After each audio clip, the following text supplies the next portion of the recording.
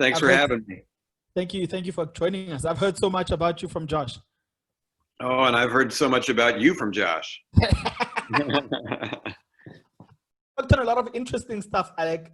Do you want to kind of take our audiences through what you've worked on in case someone doesn't know how great you are? Oh, well, I don't know that my list of places I've worked will help people see that I'm great.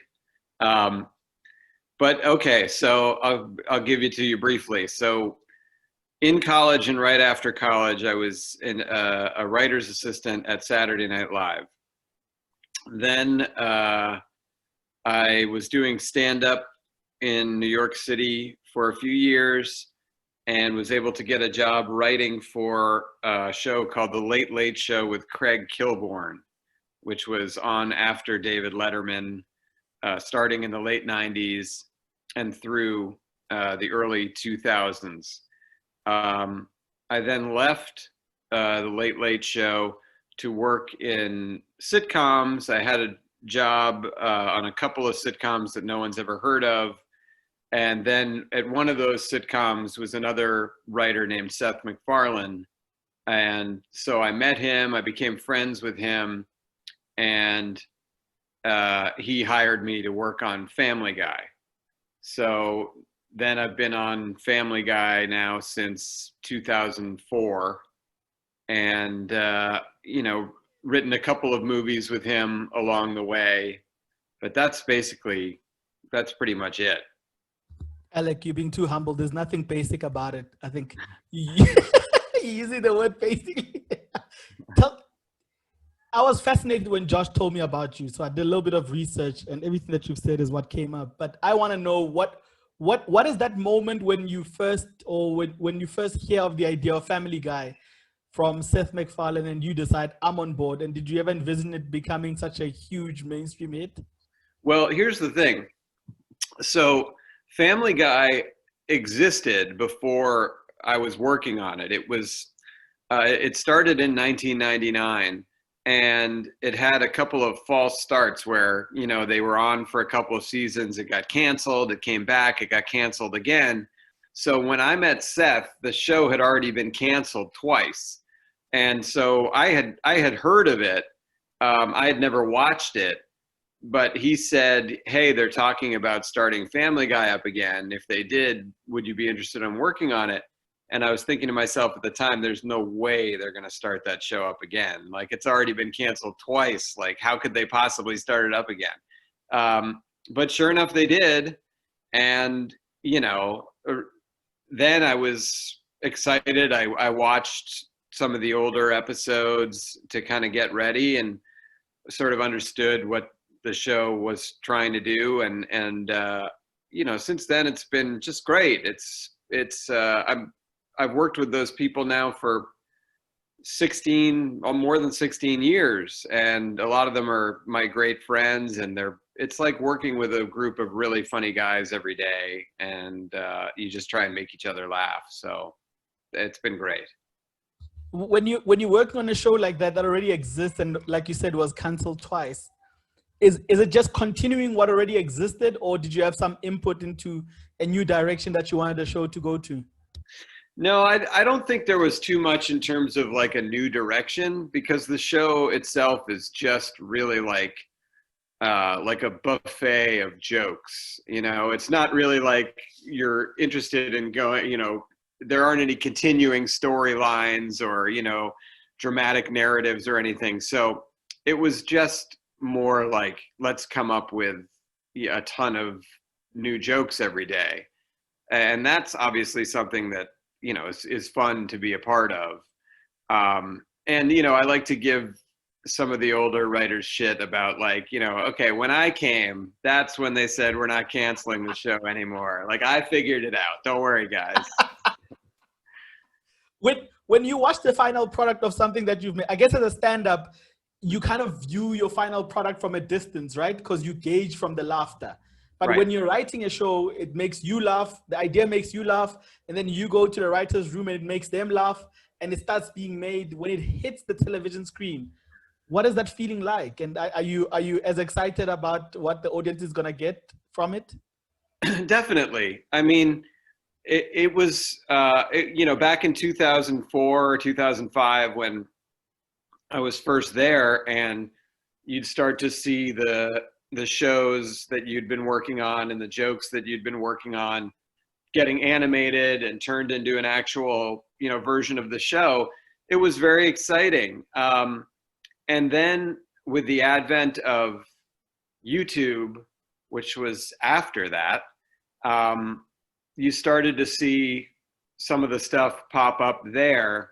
And of course, now today you watch like these reaction videos or the try not to laugh videos, and there are so many that are Family Guy based.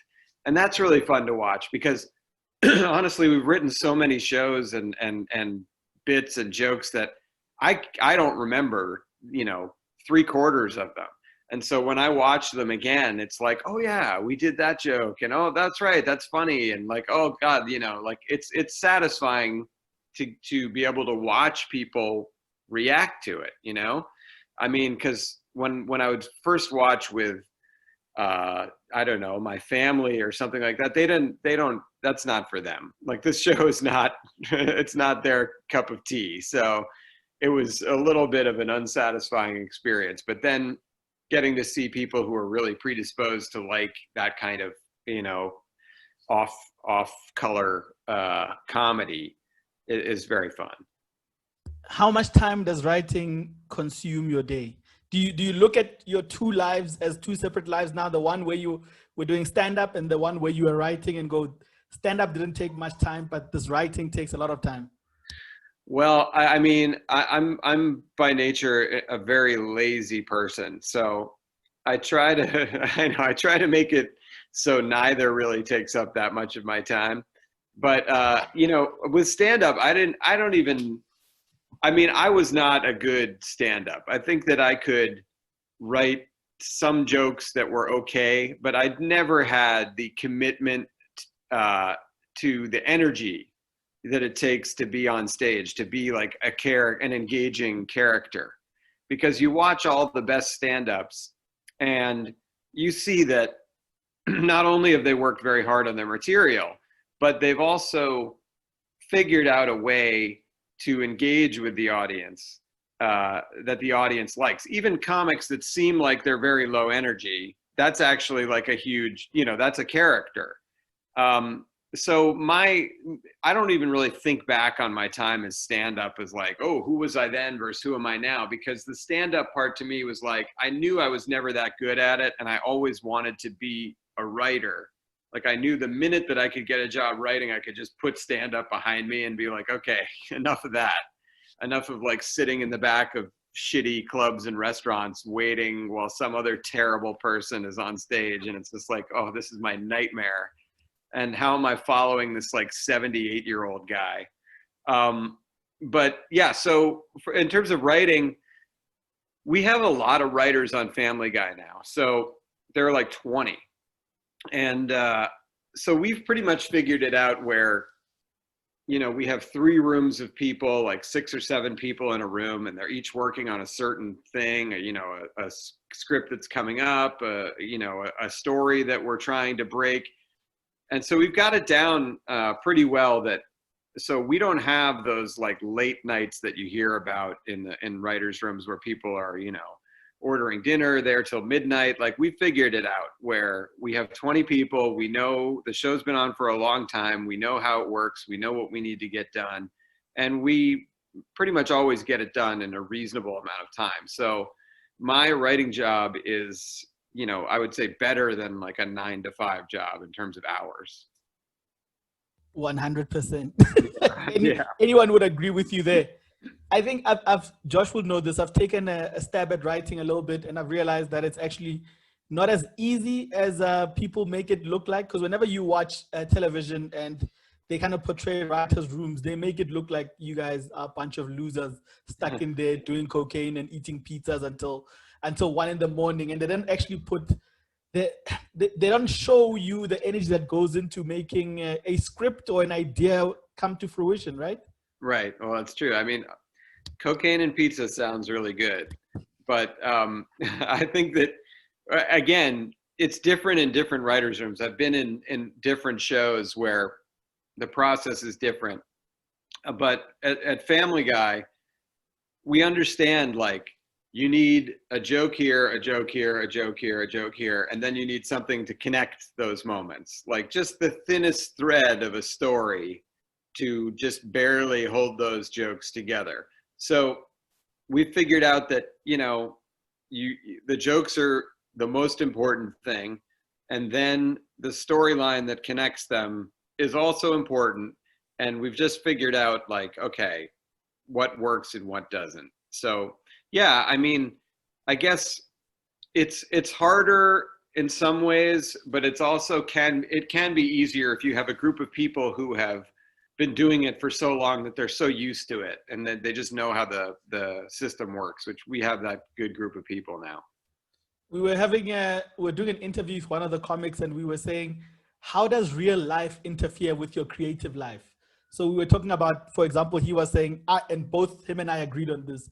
We were saying having partners in our lives always takes away the funny in us, because we're always thinking, if I say this, it's either something that happened between us or it's something that happened between me and someone else. So either way, I'll be questioned about it. Right. So, Yeah. how does real life interfere with the creative process of living in this fantasy world where there's Stewie and all these people and all these jokes that come to life for so many people that have become a reality for so many as well? Well, I mean, I guess I'm lucky in some respects that in all the years I've worked at Family Guy and all the years I've been with my wife, which is now 10, I think she's watched 3 episodes. So I feel like whatever shit I want to say about her, I can say it with impunity. Like, she's never going to hear it. Like, she'll never watch it. She won't know. So I often will throw in stuff that is like directly from her, and I'm not even worried about it. But I think what you're saying is right. And I do think about that more in terms of, like, if I wrote like my own movie script, or if I was, God forbid, going to write like a book or something like that, because I know that she would tear through that. And so I would have to do all kinds of things. I would have to change her gender, her name, and she would still understand, I'm sure, that it was her. I would disguise her so much, but she'd still get it. She's Israeli, so they figure stuff out. She's like a Mossad agent around the house. Like, I wouldn't dare cross her. Oh, man. You know what when you say that, it makes me think. So it is really a common problem for most creatives, how to balance their real life and their other life, right? Which is the writing and creating these fantasy characters in their lives. Totally. But when you were young, were you one of those kids who would make up stories to people, who was a great storyteller at school to get out of trouble? Well, I don't know if I was a great storyteller. I think I was able to get out of trouble just by being like a little bit clever. I think that I could diffuse a situation with like a kind of a turn of phrase or something that was slightly precocious for my age. And yeah, it is an art.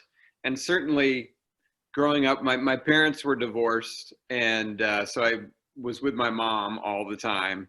And my mom, she's like a Jewish mother. So she kind of really worships everything I do. I kind of can do no wrong. Josh can relate to that. He's on the other side for me. So yeah, there you go. Right there. So, with my mom, even when I would get in trouble, I would have ways of just kind of like trying to be adorable and get my way out of it. And usually that would work. I think the biggest takeaway from me from growing up and going to school and kind of dodging a lot of the drama or trouble that would come along with it was I figured out early on, I was in a carpool. I don't know if you guys know what that is. It's like when you take like a station wagon full of kids and you'd all go to school together. So one of the kids in my carpool was like the school bully. and you know, he would bully people mercilessly at school. And I realized right away, I want to make this guy laugh. Like if I in the carpool to school, if I can make this guy laugh, like my life is going to be so much easier at school. And that was what happened. Like this guy, I remember, and of course this will tell you how tough he was. His name was Max Perlman. So it was not like he's terrifying anyone, but he was like much taller than everybody at a young age. And I made Max Perlman laugh in our bus to school. And then all day long, I could walk around the halls with impunity because Max Perlman was like my bodyguard. I share that sentiment. When I was young, the same thing happened as well at primary school. There was this guy that was 5 years older than everybody in grade 6. And then he sat at the back of the class. And, you know, whenever we used to play soccer after school, because, you know, when you live in a township, when whatever game you can play that uses one tool, you play that game. Yeah. So cricket is out of the question because you have to bring 2 bats and a wicket and a glove, or baseball. No, you just need one ball to kick around. Yep. And 24 kids are entertained for hours. And I used to just sit right next to him and just make fun of everyone that was playing in the field. And when I look back at that, and we became best friends, you know, until I had to go to another grade, and then I left him behind. And then I realized we were not such great friends because I was just using him for protection and not to get beaten up. But yes, I think it's a valuable lesson. But I think we take for granted, right? Now with kids, we get to know what that phase is called, the foundation phase, right? Where a lot of what you take with you when you get older, even on stage or in your job or in your real life, and sometimes the sympathy that you have towards your kids and what they're going through comes from that, right? You sort of see yourself in the kid walking around while you're picking up your kid from school. I don't know if that happens to me a lot. Oh, totally. Yeah,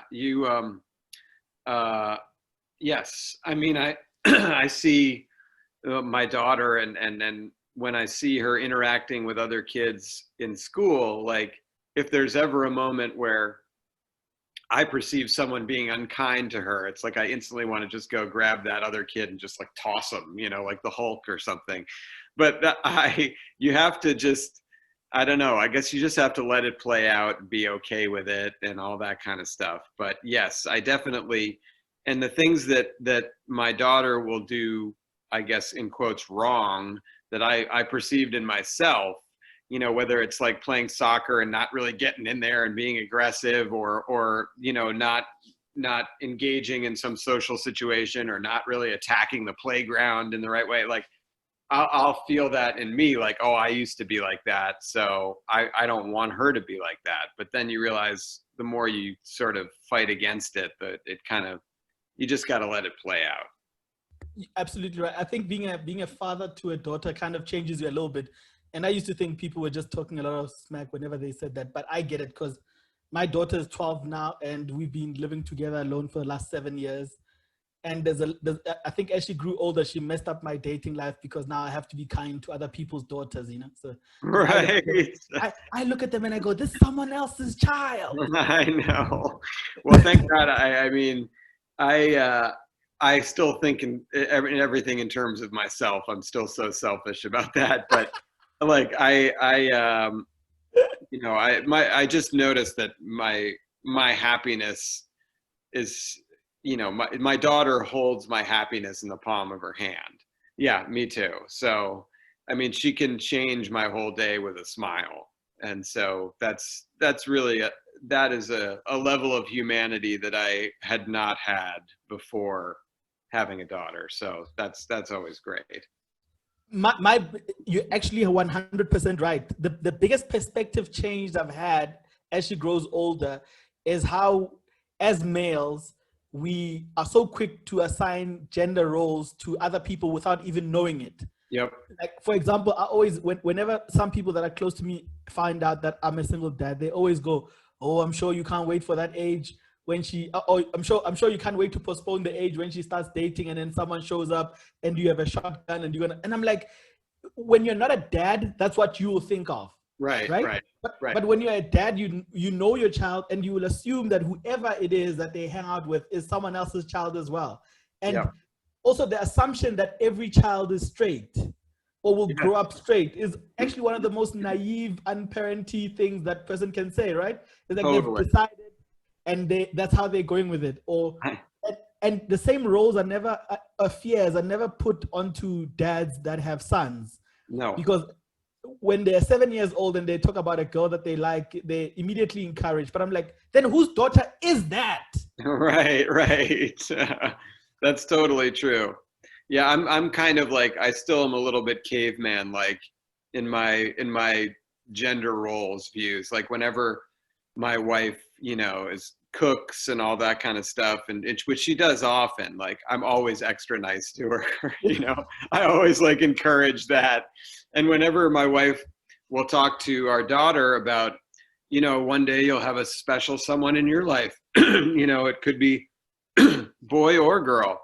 Yes. And I always lean into my wife after that and I go, boy, like that. I always have to like tag in. My wife's like hitting me on the shoulder, She's like, honey, it could be a boy or a girl. A boy. Okay. Like we have a whole bit going with that. I think we take that for granted. And I think I've realized that when we were growing up, or even when you watch on television, they always make it as if the toughest conversation that you are going to have with your child is about the birds and the bees, right? But I think that mentality and that kind of thinking and that kind of worry is a bit archaic. It could be 20, 30 years old. I think now they look at us going, do you know what I want to tell you? Right. Totally true. Totally true. Yeah, I know. And with the way that I'm sure your daughter, you said, is 12. You must be impressed and horrified already with how she is with technology, 100%. And my daughter's 5, and she's already entering passcodes and, playing different games. And you can just see that they're going to have everything at their fingertips before you have the opportunity to go sit on the edge of their bed and say, hey, let me tell you about the birds and the bees. Like they're not going to need that conversation. It may be important in terms of you connecting with them, just so they can hear you being honest about something, a way you feel about it, but they're already going to know all the math that's involved there. I think one thing that you are going to experience in the next 5 years going forward is how emotionally attached you become to subject matter as they grow older. Because also we take for granted how much we don't listen. I can be on autopilot for a very long time, but I think with her now, I get caught out whenever I'm on autopilot. And I get caught out and I'm like, okay, now I'm listening. I'm really paying attention. And now it's crossing over to the kind of content that I watch, and I'm more attracted now to movies that were books that were turned into movies. And I find the character is richer and deeper, and I find that women take center stage in most adaptation of books than they are when a movie is just written for television. Right? Yeah, that's I think most of the main audience for books was usually women. Yeah, that's probably true. Yeah, I think that, I think that I'm hooked on like all those like cheesy English, like Bronte, Jane Austen stuff. Like I love that stuff. That's for me is like, I just get lost in that. Like if I'm just sitting around doing nothing, I'll turn on some British show that I've never heard of. And it's the same 20 actors doing the same thing. And I'll be like, oh, there's Imelda Staunton. There's the one from Harry Potter. And that guy's in Game of Thrones. And like, I just love, and then it's always like 4 sisters and which one will be married and why, and this one's turn. I love that stuff. So, and I think that those female characters in those novels and now movies and adaptations, it's interesting because they're caught in their time period. So by definition, they don't have the sort of power or voice that women have today. But then you watch them overcome.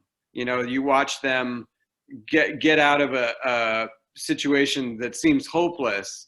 And it is a very empowering, there are very empowering messages there. And I'm glad that my daughter will grow up in a world where the male-female balance is getting closer. It's certainly not there yet, but like it's getting much closer.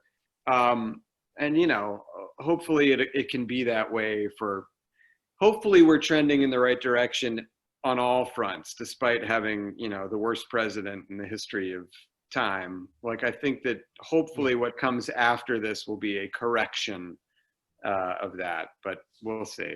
Josh and I were having this conversation about entertainment in the morning. We're like, if you're a person of color, you're walking a very tight rope in your success and your legacy and your earnings, because if the institution decides it's over for you, it is over, which is very likely if you are a person of color rather than when you are Harvey Weinstein. I know. Well, that's another terrifying aspect of it. And yes, I mean, of course, the entertainment industry has a lot to answer for and, a lot to improve. But what I will say is that at least the entertainment industry is generally kind of liberal, or at least perceives itself to be liberal. And so the initial instinct of the entertainment industry is, you know what, let's pour more diversity into movies. Let's pour more, let's have more projects by Black directors, Black writers with Black actors.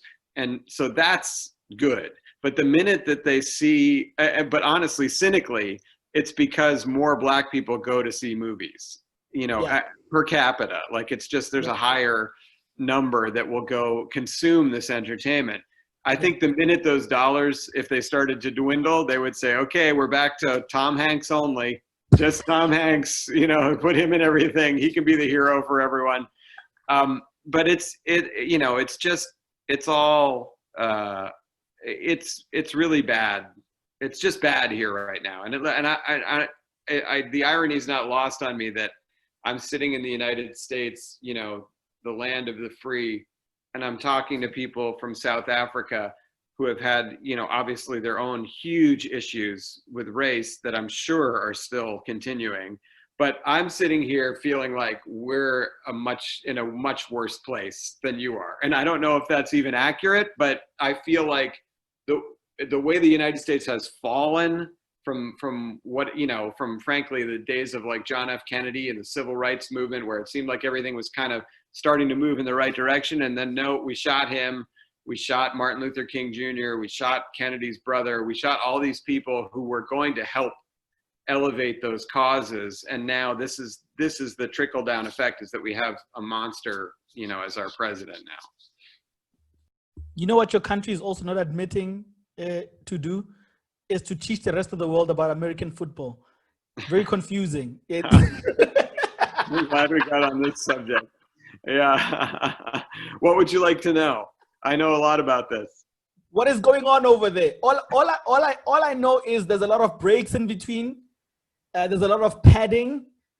There's a lot of kids that are humongous. Yep. I've watched Last Chance U on Netflix, and I've realized most of them are troubled. So that's why when they get their contracts and they drag their old friends with them into their new lives and shit falls apart. Totally. But when I watch that and I see, first explain to me, under the eye, what's going on over there? That mark over there. First of all, that, and then two, the reaching under people's scrotums. That gets me. Okay. I'll deal with the second one first. The reaching under the scrotum, I think, is something that has been overblown. I don't think that happens a lot. Like, I think that's a very minor, that's what they would call a cheap shot. I'm sure they have that in rugby, football, everything. It's a cheap shot. Like you're trying to like wreck somebody's day, basically. That and the padding. Yeah, right. So as for the eye black, that is something that was started in baseball, because when you're catching a ball and the sun is in your eyes, if you have this eye black, it helps a little bit. It helps a little bit to reduce the sun glare. And so then football athletes started to do it, presumably to catch a punt or to look up and catch a pass. But then it just became a stylistic choice. I think that people know that they look scarier and a little cooler, like, almost like a Maori kind of thing or whatever, like if it's under their eyes like that. So I think now it's totally useless, but people just like to have it on there to kind of show that they're tough. But football is great. You got to get into it. It's good. And second of all, I want to know, what does Super Bowl weekend feel like? Oh, yeah. Do you get heart palpitations? Do you struggle to sleep a few days before? Yes. And I'll tell you why. So I'm from the Boston area, so I'm a big fan of the New England Patriots. So Tom Brady is my guy. I love him.